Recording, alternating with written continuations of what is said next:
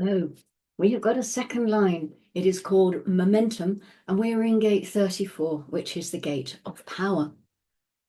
As a second line, these are people who don't know that they have all of this power, and they're going to get other people trying to call them out. And remember that the call comes from many places here. It's going to come from the 57, from the 10, from the 20. When you come to the second line, they're projecting outwards. You know, the first line is not what you think. The first line is not the obvious bully. We've explored that already. Like all first lines, they can be hidden bullies, and if you scratch them the wrong way, you see the display of power. The second line is always projecting out this power. I have the power to survive. This is all about victory. It's not about winning anything, not that kind of victory. It's about I can do it. I can survive. I can be my own archetype. I can follow my convictions. I can do what I want to do now. In the exaltation, the ability when victory is in sight, not to lose perspective. The power that grows when victory is in sight. Sometimes people get very confused when they read these lines and they want to know what victory? What are we talking about here? The victory is to empower mutation as a new archetype whose perfected form will be able to mutate and transform others, empower them in the now with that new mutation.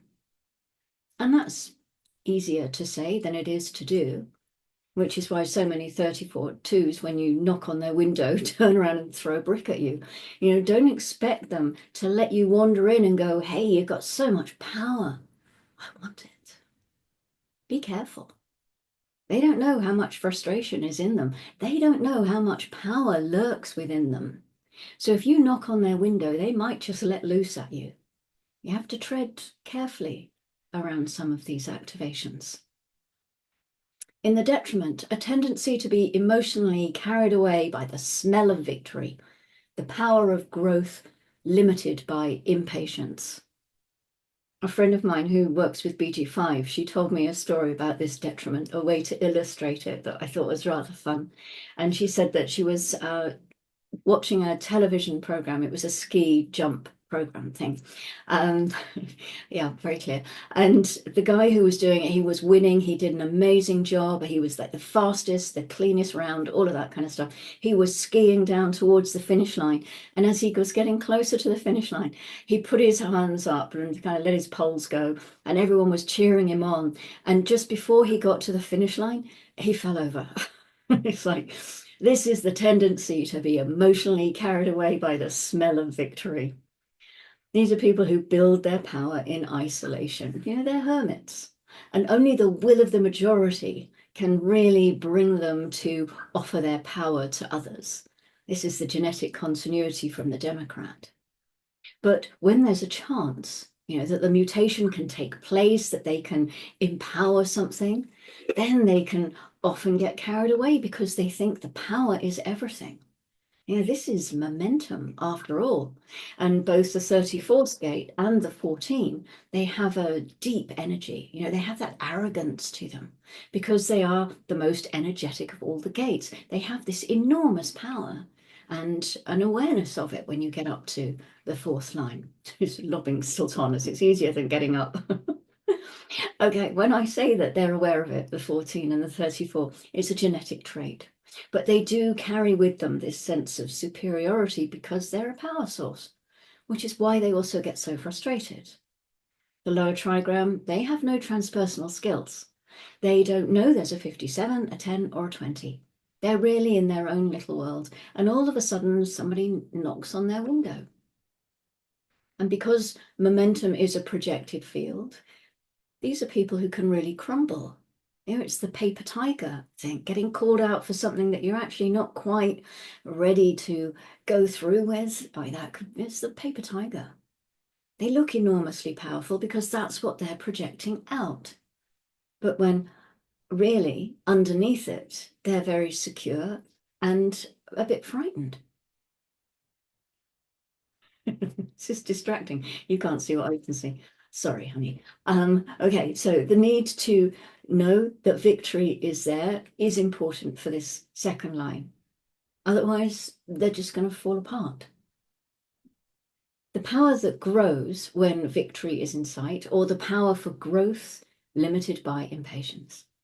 This is two sides of it, and the negative side we also have. It's the whole process of being a second line, is that you don't really know what is there, and you have to deal with the consequences of your actions all the time because you're going to be called out. And if you're called out, you get to be found out. What people say about the 34-2 is that their bark is worse than their bite. They bark a lot, but they don't always bite. And this is something somebody said to me recently, that the lower trigram of gate 34, they bark. They can be really noisy and really that display of power. Remember, it's, the cats in the garden, or yeah, you know what I mean. And it's the upper trigram that bites. I think that's right. Yeah, lower trigram barks, upper trigram bites. Just something to bear in mind when we're going through these lines. So the grounding is from gate 20, of course, and the second line is called the dogmatist, where we find the 20 who doesn't know it's in the now, of course. It's just not a concept for it because it's just now. No, there's just nothing else. Where else would I be? All second lines are inherently existential. The 25-2 is even called the existentialist.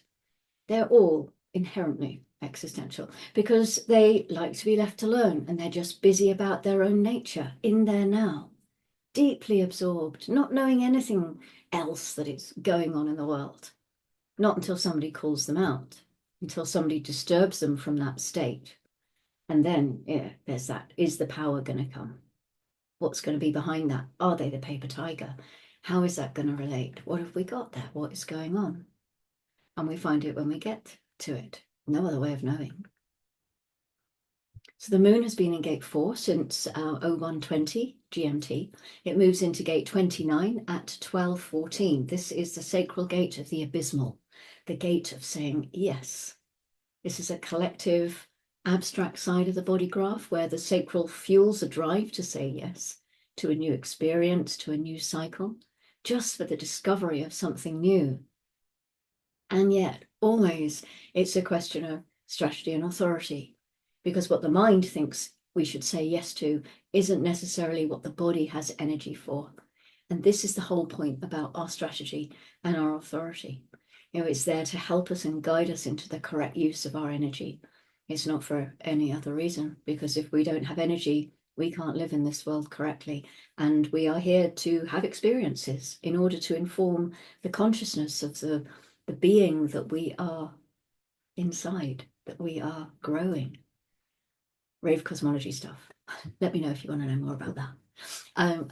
So perhaps the new experience that is going to be said yes to in gate 29, maybe that's going to be related to sexuality, because the moon is moving into gate 59 next at 23:15.